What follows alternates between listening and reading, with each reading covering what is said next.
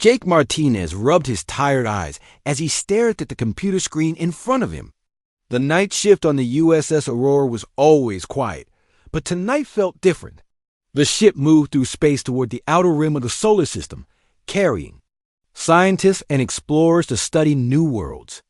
Jake worked in the communications department, listening to radio signals from across the galaxy. Most nights, he heard nothing but static and strange noises from distant stars. Sometimes he picked up signals from other human ships or colonies, but tonight, something unusual came through his headphones. At first, he thought it was just another burst of cosmic noise. Then he heard it clearly: music. The melody was soft and beautiful, played on what sounded like a violin. Jake sat up straight in his chair, his heart beating faster. He knew this song. His grandmother used to play it when he was little. She called it Bijlee Bijlee, an old song from Earth that she loved. But this version was different. Someone was playing it on a violin, and they were very good. Jake checked his instruments twice, then 3 times. The signal was coming from the Kepler 442 system, a place no human had ever been. The system was over 1,200 light years from Earth, far beyond any human colony or exploration mission. Yet here was someone playing his grandmother's favorite song. He recorded the signal and played it back. The music was clear and pure, with small changes that made it sound fresh and new. Whoever was playing knew the song well, but was adding their own style to it. Jake felt goosebumps on his arms as he listened. The communications room door opened, and Amy Torres walked in. She was the night shift supervisor, a smart woman who always seemed to know when something interesting was happening.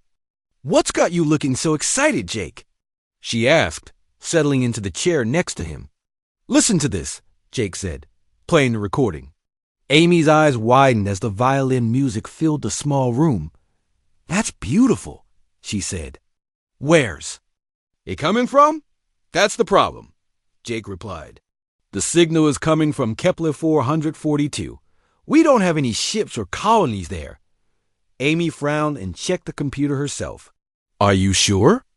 "Maybe it's just interference from somewhere else." Jake shook his head. "I've checked everything. The signal is definitely coming from that system. And Amy, I know this song. My grandmother used to play it for me when I was a kid." "What song is?" It's called Bijlee Bijlee. It's an old Earth song from India. But this version is being played on a violin, and it's perfect." Amy listened to the recording again, her face serious. "We need to tell the captain about this."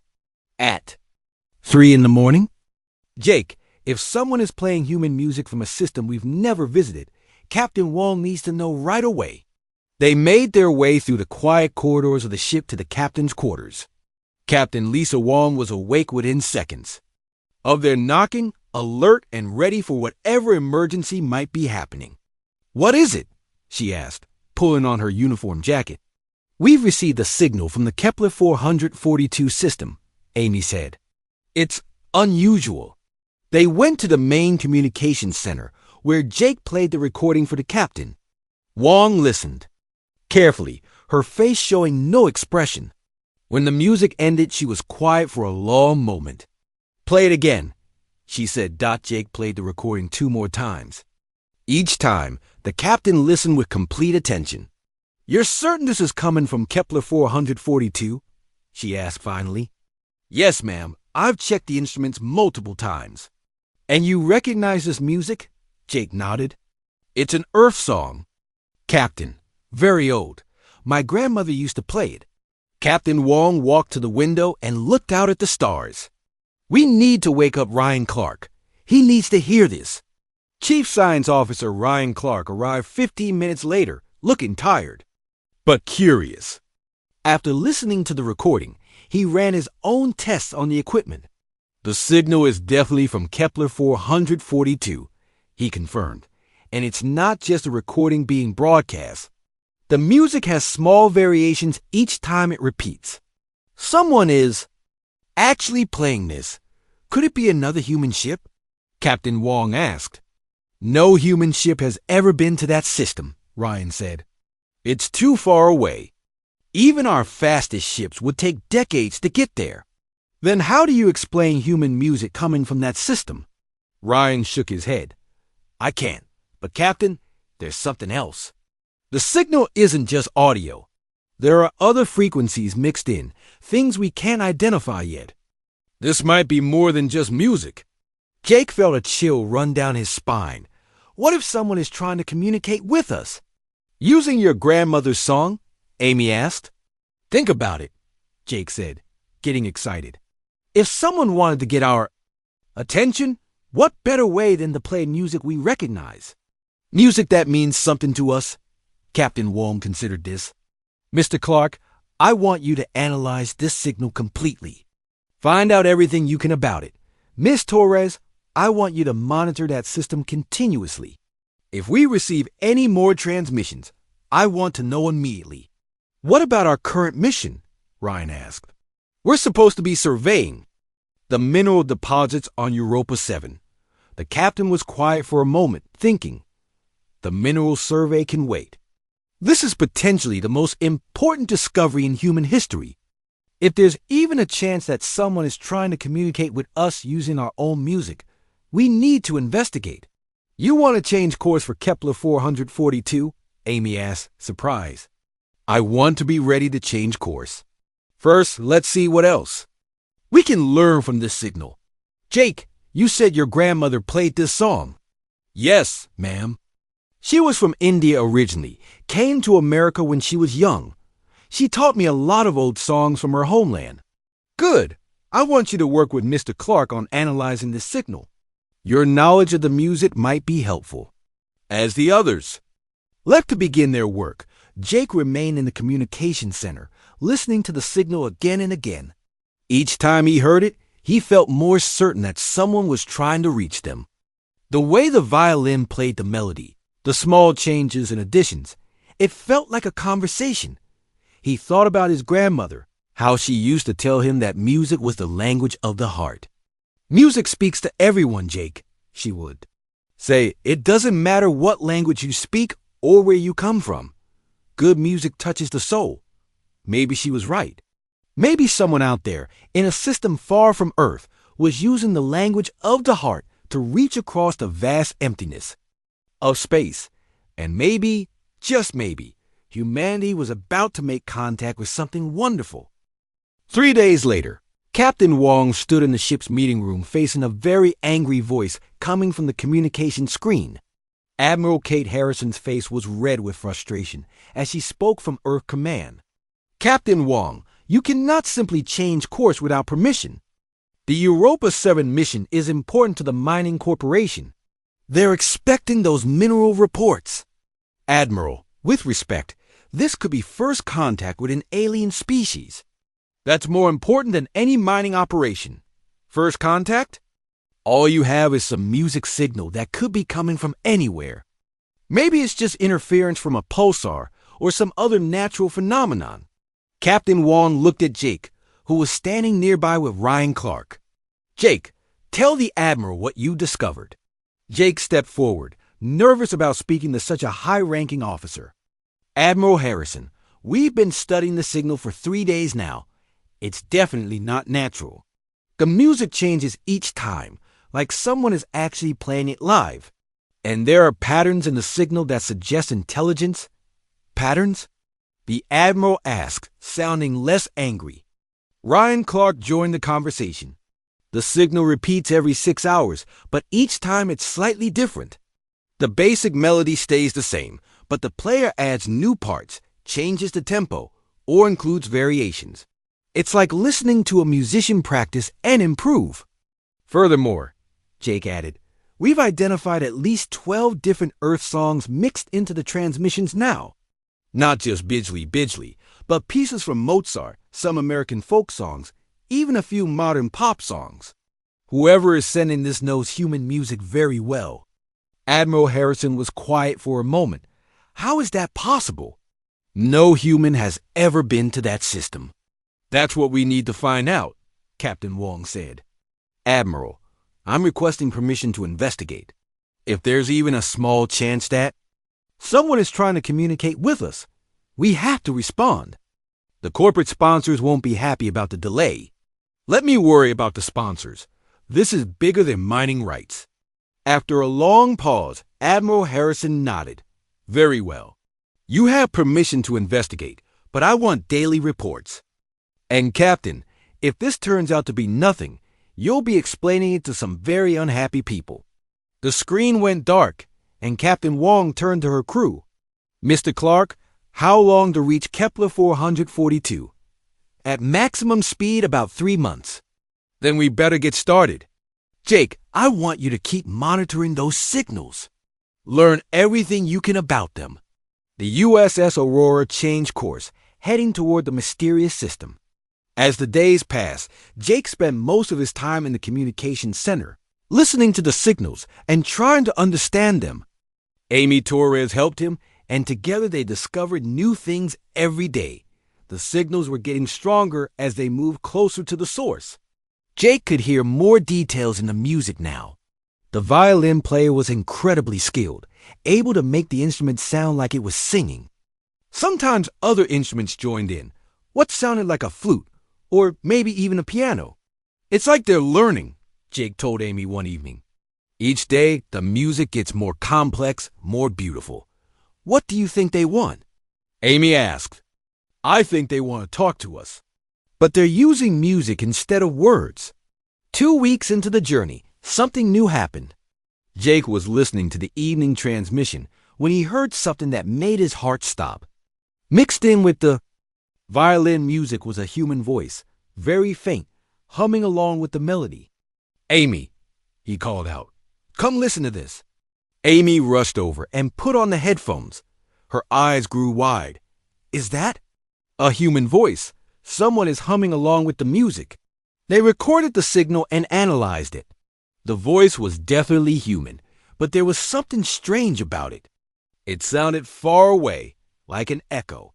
We need to tell the captain, Amy said. Captain Wong listened to the recording with Ryan Clark and Dr. Sam Foster, the ship's psychologist. Dr. Foster had been studying the crew's reactions to the signals because something odd was happening. Captain, Dr. Foster said, I need to report something unusual. Several crew members have been having strange dreams since we started this journey. Dreams about music, specifically violin music. What kind of dreams? The captain asked. They described dreaming about playing in an orchestra or listening to concerts. But the interesting thing is, only crew members with musical backgrounds are having these dreams. People who play instruments or who grew up in musical families. Jake felt a chill. I've been having those dreams too. I thought it was just because I've been listening to the signals so much. How many crew members are affected? Captain Wong asked. About 15 people. All of them musicians or people with strong musical connections. Ryan Clark looked worried. Could the signals be affecting their minds somehow? I don't think it's harmful, Doctor, Foster said. The crew members report that the dreams are pleasant, even inspiring. Several have started playing their instruments again after years of not touching them. What do you think it means? The captain asked. Dr. Foster shrugged. Maybe whoever is sending these signals is trying to connect with us on a deeper level. Music affects the brain in ways we don't fully understand. It's possible they're using it to establish some kind of mental contact. Jake thought about his dreams.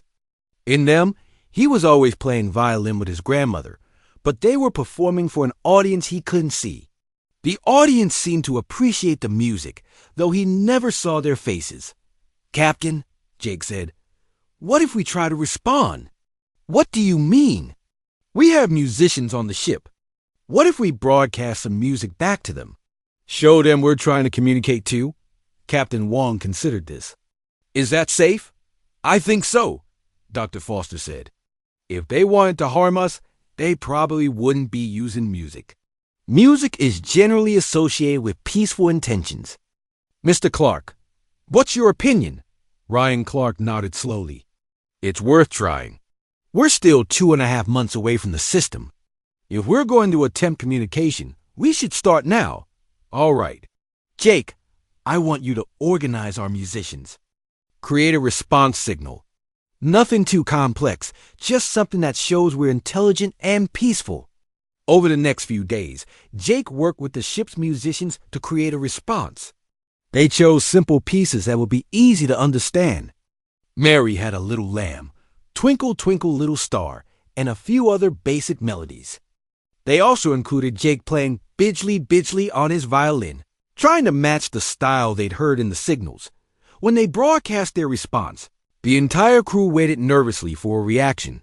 They didn't have to wait long. 6 hours. Later, their scheduled signal from Kepler 442 came through, but it was different. The mysterious musician played their simple songs back to them, but improved and beautified. Mary Had a Little Lamb became a complex, beautiful piece that brought tears to Jake's eyes. They're definitely trying to communicate, Captain Wong said, listening to the response. And they're showing us they understand our music. More than understand it, Jake added. They're making it better. As the USS Aurora continued its journey through space, the musical conversation continued. Each day brought new exchanges, new melodies, and new understanding. The crew began to realize they weren't just traveling to a distant star system. They were traveling toward what might be humanity's first real conversation with an alien intelligence. And that intelligence spoke the universal language of music. 3 months later, the USS Aurora finally arrived at the Kepler 442 system. Jake stood on the bridge next to Captain Wong, watching the main screen as they approached the fourth planet in the system. What they saw took everyone's breath away. Planet was unlike anything in their databases. It glowed with a soft blue light that pulsed gently, like a giant heartbeat. Strange crystal formations covered the surface, reaching up toward the sky like frozen lightning. The crystals were different colors, some blue, some green, others a brilliant purple that hurt to look at directly. "My God," whispered Ryan Clark, staring at the readings on his instruments. "The entire planet is resonating." "What do you mean?" "Resonating," Captain Wong asked. "The crystals are vibrating at specific frequencies. The whole planet is like a giant musical instrument." Jake watched the planet in amazement. As they got closer, he could see that the crystal formations were moving slightly, swaying back and forth in patterns that looked almost like they were dancing. "Captain," called Amy Torres from the communications station. "We're receiving a signal from the planet. It's much stronger now, and there's something different about it." "Put it on speakers," Captain Wong ordered. The bridge filled with beautiful violin music, clearer and more powerful than they had ever heard before. But this time, there were other sounds mixed in, a low humming that seemed to come from the planet itself, and what sounded like wind chimes in the distance. "The signal is coming from multiple locations on the planet," Amy reported. "It's like the whole world is singing to us." Dr. Foster looked up from his tablet. "Captain, the crew members who have been having the musical dreams are reporting something new.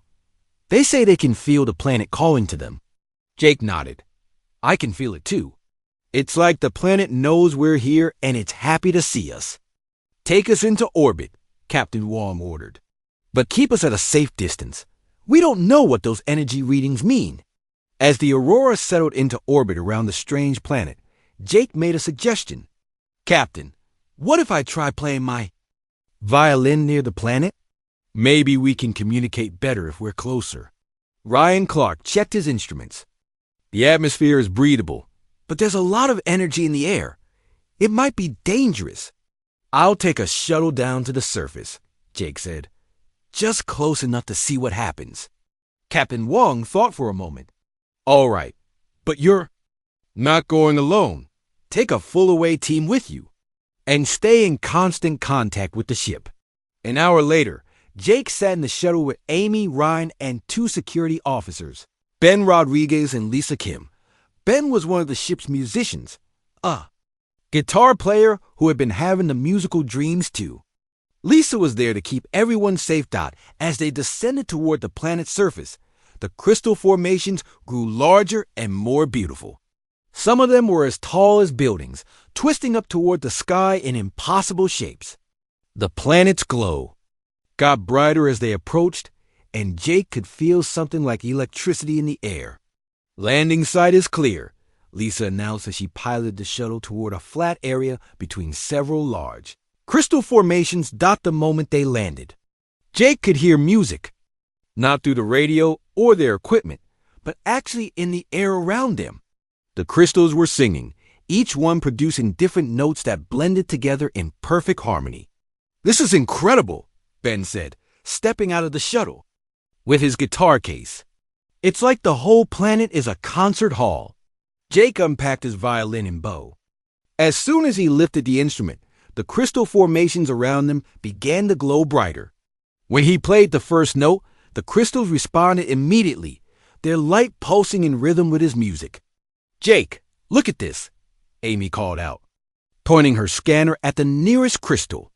"The crystal's frequency is matching your violin exactly." Jake played a simple scale, and the crystals followed along, each note making them glow with different colors.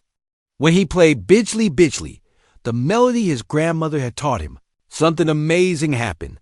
The entire crystal field came alive. Hundreds of formations began glowing and singing, creating a harmony so beautiful that Jake almost stopped playing just to listen. But as he continued, the harmony grew even more complex and wonderful. Then something impossible happened. Shapes began to form in the air above the crystals, swirling patterns of light that moved and danced to the music. At first, Jake thought they were just light effects from the crystals. But as he watched, the patterns became more defined, more purposeful. "Those aren't just lights," Amy whispered. "They're alive." The light patterns gathered together, forming what looked like tall, graceful figures made of pure energy. They had no solid bodies, but Jake could see faces in the light kind. Curious faces that seemed to smile as they listened to his music. One of the light beings drifted closer to Jake. When it spoke, its voice was like music itself, somehow speaking words through melody. "Welcome, music makers," it said. "We have been waiting for you."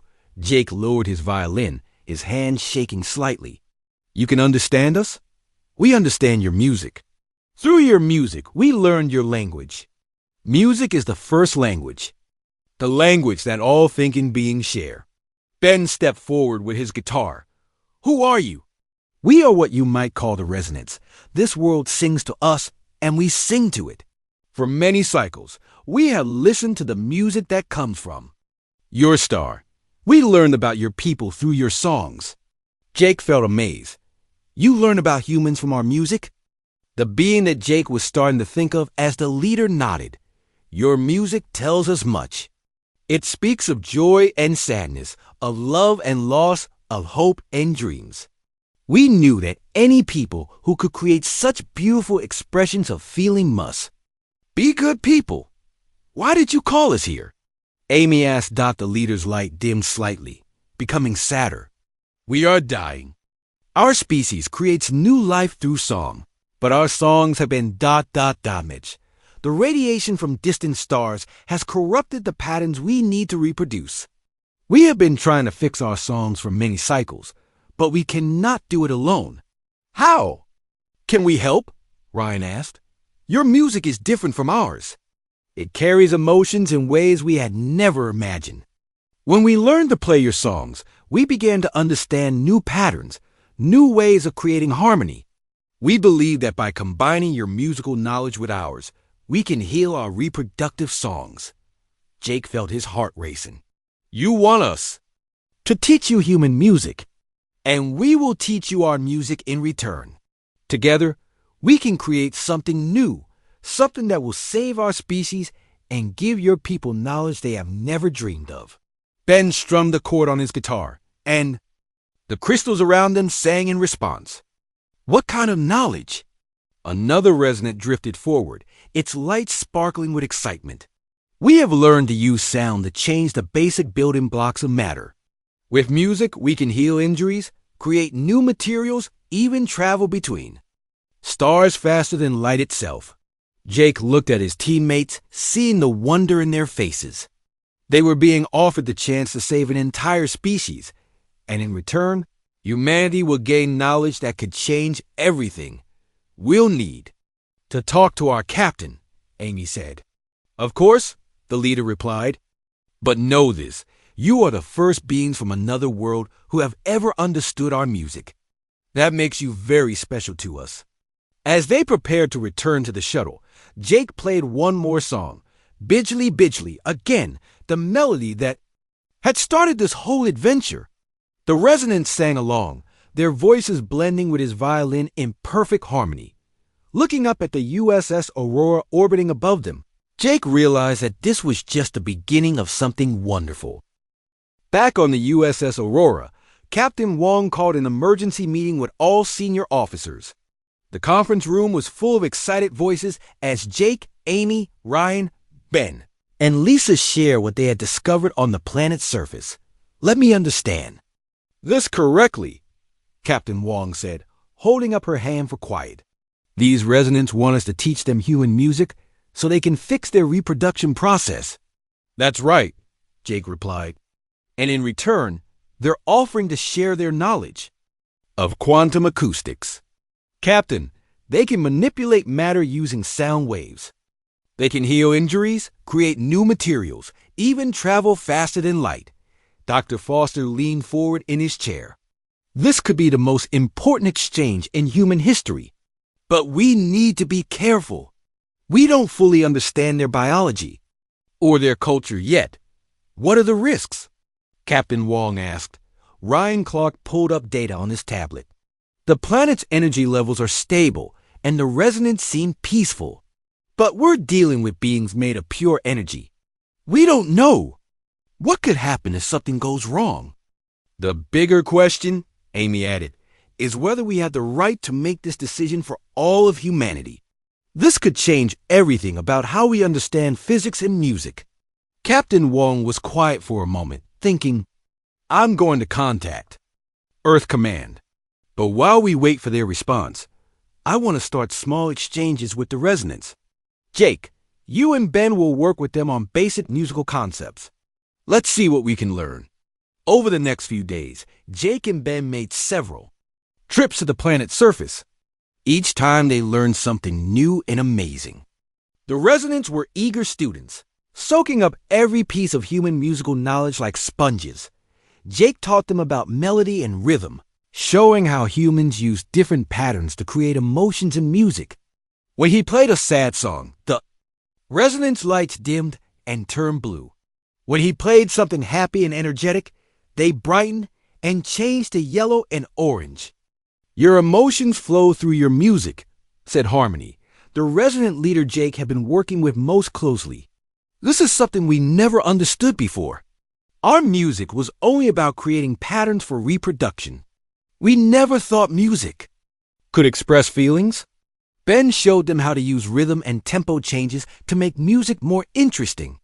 In human music, he explained, we don't just play the same speed all the time. We speed up for excitement, slow down for sadness, and use silence to create drama. The resonants practiced these concepts eagerly.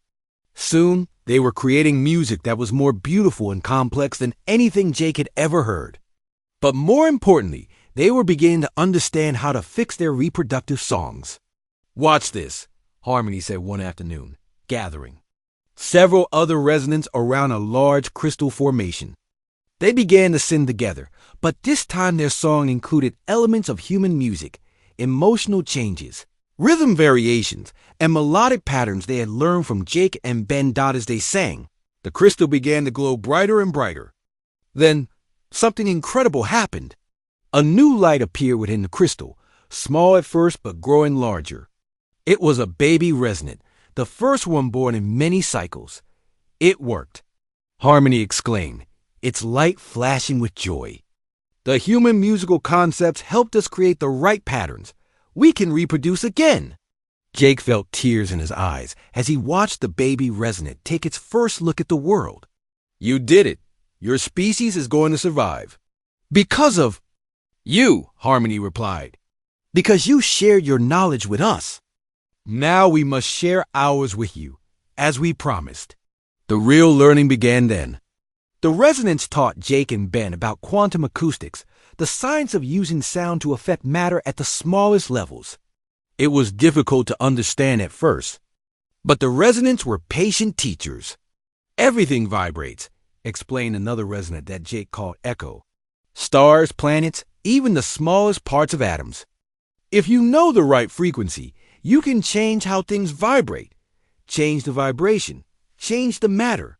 They showed Jake how to use his violin to make small changes in the crystal formations. With the right notes, he could make crystals, grow taller, change color, or even move from place to place. It was like magic, but it was really advanced science. This is how we travel between stars, Harmony explained. We create vibrations that fold space itself. What you call faster than light travel is really just playing the right song to make distance shorter. Ben learned how to use his guitar to heal small cuts and bruises. The resonance taught him frequencies that encouraged human cells to repair themselves. Your body already knows how to heal, Echo told him. The right music just reminds it to work faster. But the most amazing discovery came when Jake accidentally played Bijlee Bijlee while practicing quantum acoustics. The combination of his grandmother's song with the resonant techniques created something unexpected.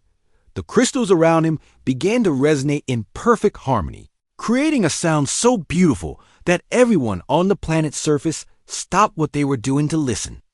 The music seemed to reach into space itself, creating ripples that the ship's instruments could detect from orbit. What just happened? Jake asked, lowering his violin. Harmony's light was brighter than Jake had ever seen it. You created a quantum. Harmony, that song of yours, combined with our techniques, opened a connection to the quantum field itself. This is something even we have never achieved. What does that mean? It means the music you learned from your grandmother, enhanced with our knowledge, can do things neither of our species could accomplish alone. Together, we are creating something entirely new. As word of these discoveries spread through the USS Aurora, the crew became more and more excited. Scientists who had never shown interest in music were asking to learn instruments. Engineers wanted to understand how sound could manipulate matter. Even the ship's cook was wondering if music could improve food preparation. Dr. Foster observed all of this with fascination. Captain, he told Wong, this exchange is changing our people in ways we never expected. The crew is thinking about music, science, and communication in completely new ways. Is that good or bad? She asked. I think it's wonderful. We're not just learning new technology. We're learning new ways to think, new ways to understand the universe itself. Captain Wong had finally received a response from Earth Command.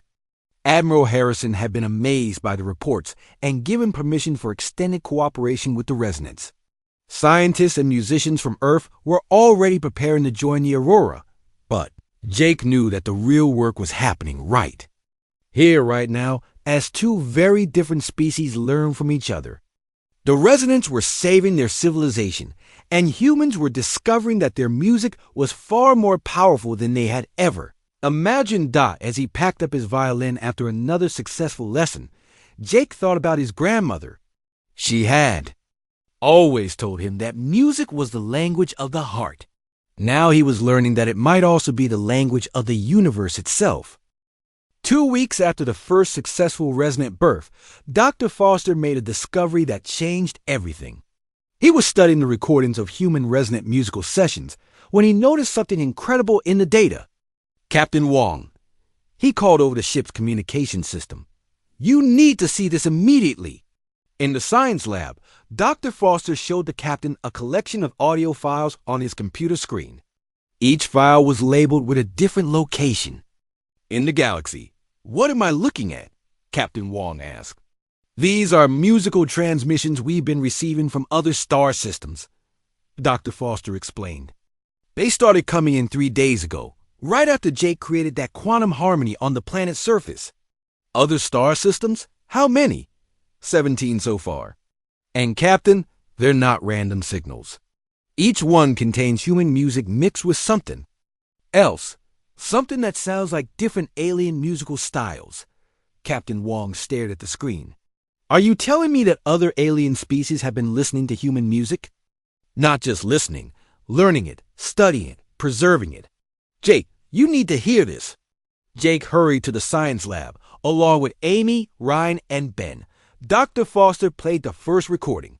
It was a violin version of Amazing Grace, but played in a style that sounded like it came from underwater, with strange echoes and flowing rhythms.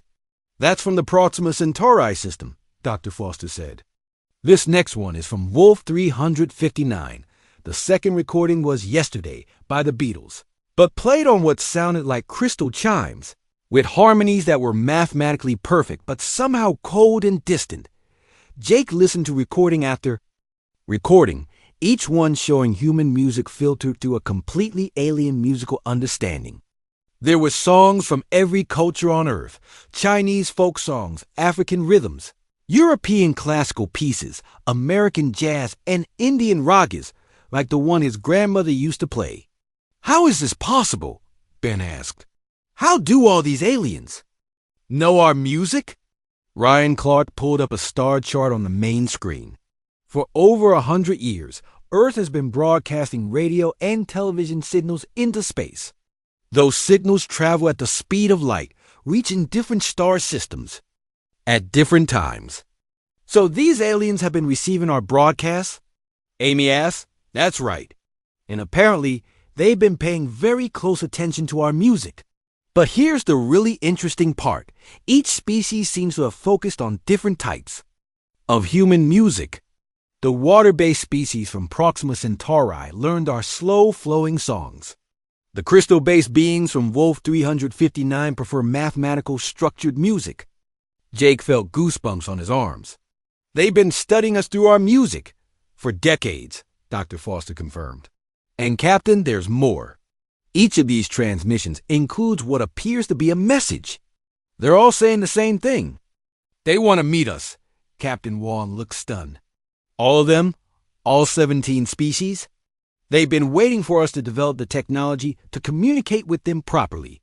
The quantum harmony Jake created seems to have sent out a signal that told them we're ready." Harmony appeared on the bridge a few hours later, its light form shimmering with excitement. The residents had learned to project themselves onto the ship using their energy abilities. "We have been monitoring the signals too," Harmony said. "This is wonderful news, but also concerning." "Why concerning?" Captain Wong asked. "Because not all species in the galaxy are peaceful. The musical signals you are receiving come from friendly species, those who appreciate beauty and art. But there are others who do not understand music, who see it as weakness." Jake felt worried. "What kind of others?" "Warriors, conquerors, species that believe strength comes only from violence and domination. They have been listening to your transmissions too, but they do not appreciate your music. They see Earth as a target because your people seem soft and artistic." Amy checked her instruments. "Are any of these hostile species nearby?" "Some are, closer than others. But the good news is that the musical species want to protect you. They have formed what you might call an alliance, united by their love of human music." "An alliance?" Captain Wong asked. 17 different species, all agreeing to work together to protect the people who create the music they love. This has never happened before in galactic history. Usually different species compete or fight. But human music has done something amazing. It has brought natural enemies together as friends." Ben looked amazed. "Our music did that?"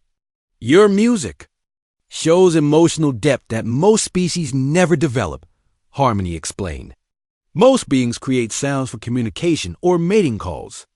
Only a few species create sounds purely for beauty and emotional expression. Humans are unique because you have music for every feeling: joy, sadness, love, loss, hope, fear. Other species are fascinated by this." Jake thought about his grandmother again. She had always said music was universal, but he never imagined it was this universal. "What happens now?" Captain Wong asked. "The 17 species want to meet with humans officially. They want to establish what they call a musical alliance, a group of species that share knowledge, art, and peaceful cooperation." And the hostile species? Harmony's light dimmed slightly. They are watching too. If humanity joins the musical alliance, it could start a new type of war, not fought with weapons, but with ideas. The artistic species believe beauty and creativity make civilization strong. The warrior species believe only violence and conquest matter. Dr. Foster looked up from his tablet. Captain, we're receiving a priority message from Earth Command. Admiral Harrison appeared on the screen, looking more serious than Jake had ever seen her. Captain Wong, we've been monitoring unusual signals from multiple star systems. Our scientists believe they're related to your mission. They are, Admiral. We've discovered that 17 alien species have been studying human music and want to form an alliance with us. The Admiral was quiet for a long moment. How reliable is this information? Very reliable. The resonants have confirmed it, and we have audio evidence from all 17 species. Captain, I'm sending a team of diplomats, scientists, and musicians to your location immediately. This is no longer just a first contact situation. This could determine humanity's place in the galaxy. After the Admiral signed off, Captain Wong turned to Harmony. How long do we have before the hostile species make their move?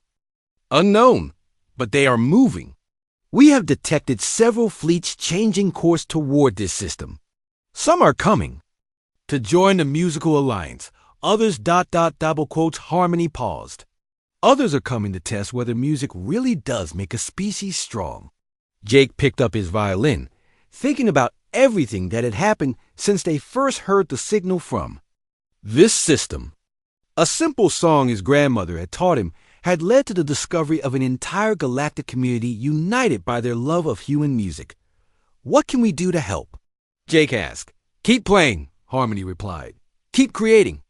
The Musical Alliance believes that human creativity, combined with the knowledge of 17 species, can create something powerful enough to show the warrior species that art is stronger than violence. And if we're wrong, Harmony's light flickered, then the galaxy will be a much darker and quieter place. As Jake looked out at the stars, he realized that humanity's greatest test was coming. But for the first time in human history, they wouldn't face it alone. They had allies, strange, wonderful allies who had learned to love them through their music.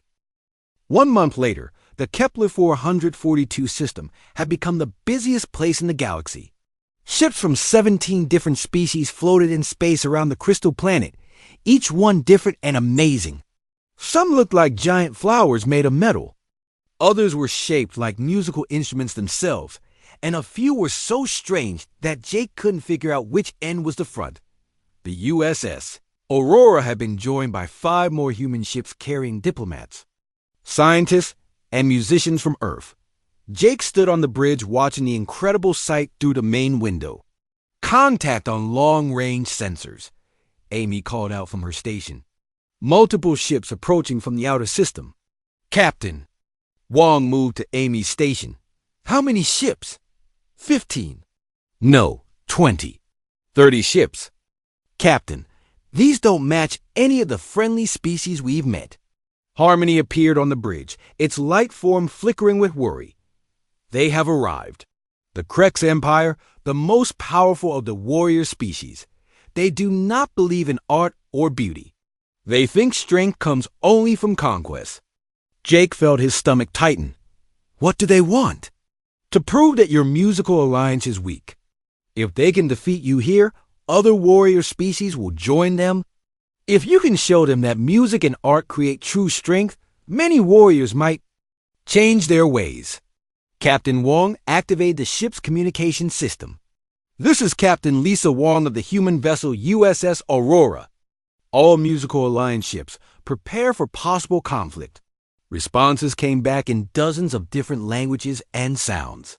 The crystal beings from Wolf 359 sang their acknowledgement. The water dwellers from Proxima Centauri sent flowing musical tones. Species Jake had never met before replied with instruments he couldn't identify. They're all ready to fight alongside us, Amy reported. But Captain, none of these ships were built for war.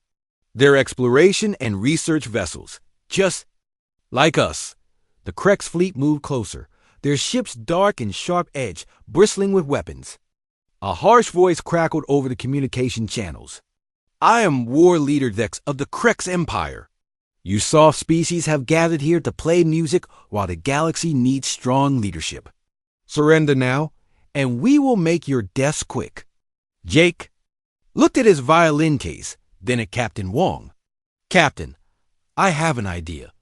What if we don't fight them with weapons? What do you mean? The resonance taught us that music can manipulate matter and energy. What if we use that? All of us together, humans and all 17 species, creating one massive musical performance? Harmony's light brightened. A quantum symphony. Using the combined musical knowledge of 18 different species, all focused through human emotional expression. It could work. Captain Wong nodded. All musical aligned ships, this is Captain Wong. We're going to try something that's never been attempted before. Prepare every musician and every musical instrument you have. Down on the planet's surface, Jake took his position in front of the largest crystal formation. Musicians from Earth stood with him, Ben with his guitar, others with violins, flutes, drums, and keyboards. But they weren't alone. Hovering above them, resonance filled the air with their glowing forms. In the crystal formations around them, the beings from Wolf 359 prepared their crystal chime instruments. From pools of liquid that had been set up nearby, the Proxima Centauri species extended strange tentacle-like appendages that could create flowing, water-like sounds. All around the valley, musicians from 17 different species prepared to play together for the first time in galactic history. Jake, Captain Wong's voice came through his communicator. The Krek's fleet is in attack position. Whatever you're going to do it now. Jake lifted his violin and took a deep breath. He thought about his grandmother, about the simple song she had taught him that had led to all of this. Then he began to play Bijlee Bijlee. The moment his bow touched the strings, everything changed. The crystal formations around him began to sing, harmonizing perfectly with his violin. The resonance joined in, their energy forms creating melodies that seemed to come from the stars themselves. Then the other species added their voices. The crystal beings played mathematical harmonies that made Jake's simple melodies sound like the most complex symphony ever written. The water dwellers added flowing rhythms that seemed to make time itself dance. Species after species joined the performance, each adding their own unique musical style to the growing composition. But somehow, Jake's simple violin melody held it all together, becoming the heart around which all the other music revolved. Above them, the space around the planet began to change. The music was creating visible effects, waves of color and light, that spread out from the planet like ripples in a pond. The quantum harmony was affecting space itself, making the vacuum between stars ring like a bell. On their ships, the Krek's warriors stopped preparing for battle and stared in amazement. They had never seen anything like this. The music was creating effects that their most advanced weapons couldn't match. Space itself was singing. War Leader Dex's voice came over the communication channels again, but this time it sounded different, confused, maybe even frightened. What are you doing? Jake kept playing, putting all his heart into the music. He thought about love, hope, and the beauty of different species working together. The resonance amplified these emotions, sending them out through the quantum harmony to touch every ship in the system. For the first time in their lives, the Krek's warriors felt music. Not just sound, but pure emotion translated into harmony. They felt the joy of creation instead of destruction, the strength that comes from building instead of tearing down, the power of bringing different voices together instead of forcing everyone to be the same. One by one, the Krek's warriors began to cry. These beings who had spent their entire lives fighting suddenly understood what they had been missing. The music showed them that there were types of strength they had never imagined. War Leader Dex's voice came through the communicators one more time, but now it was shaking with emotion. Stop, please stop. We surrender. Not because you are stronger than us, but because you have shown us something we never knew existed. Jake played the final notes of Bijlee Bijlee, and slowly the quantum symphony came to an end. The space around them returned to normal, but nothing would ever be the same. We wish to join your musical alliance, Dex continued. Will you ... will you teach us to make these sounds? These feelings? Captain Wong smiled as she answered. Music is meant to be shared. Welcome to the alliance. Months later, Jake stood in a concert hall on Earth, playing violin with an orchestra. That included beings from 35 different species. The Kreks had kept their word, learning to create music instead of war. Their deep, rumbling voices added a bass foundation that made every song more powerful. The musical alliance had grown to include species from across the galaxy, all united by their love of creative expression. Wars that had raged for centuries had ended as species discovered the joy of making art together instead of fighting. Jake finished playing and looked out at the audience. Humans, resonants, crystal beings, water dwellers, former warriors, and dozens of other species all applauding together. His grandmother had been right. Music really was the universal language, but she had never imagined it could be the language of peace for an entire galaxy.